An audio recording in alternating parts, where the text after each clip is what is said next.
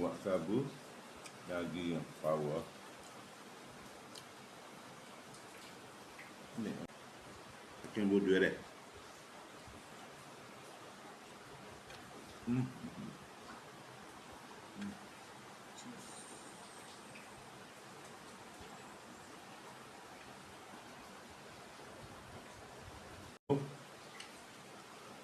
Tu rebus.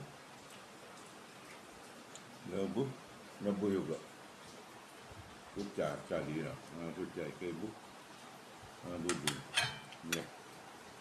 Kebu, telur, gaus tadi. Gitu.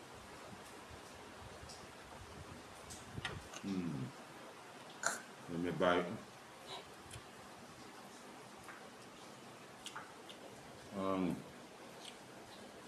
Hari ni sambal jengkol. Sambal jengkol ni dah. Ni special sikit. Sambal jering. Jengkol, Indonesia panggil jengkol. Terserah dah. Resipi baru ni. Resipi baru Mekmu. Sedap. Sedap.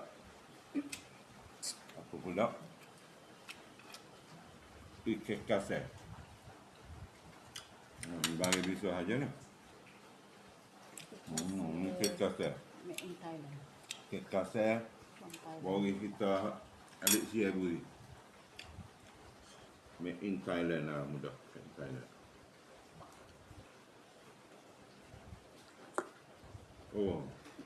Jadi mana?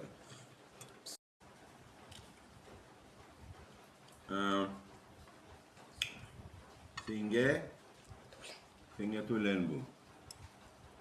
Salah pergi beli kat ni. Mek kita salah pergi beli. Pergi beli kena buat. Ya lagu tu.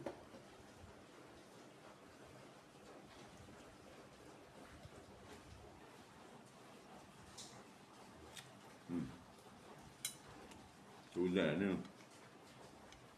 Sup tulen. Singgah tulen. Sikit je.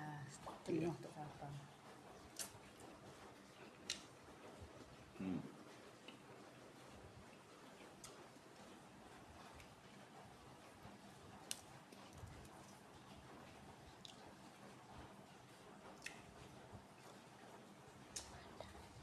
Legon. Cebotol salah satu le. Sedap. Sedap.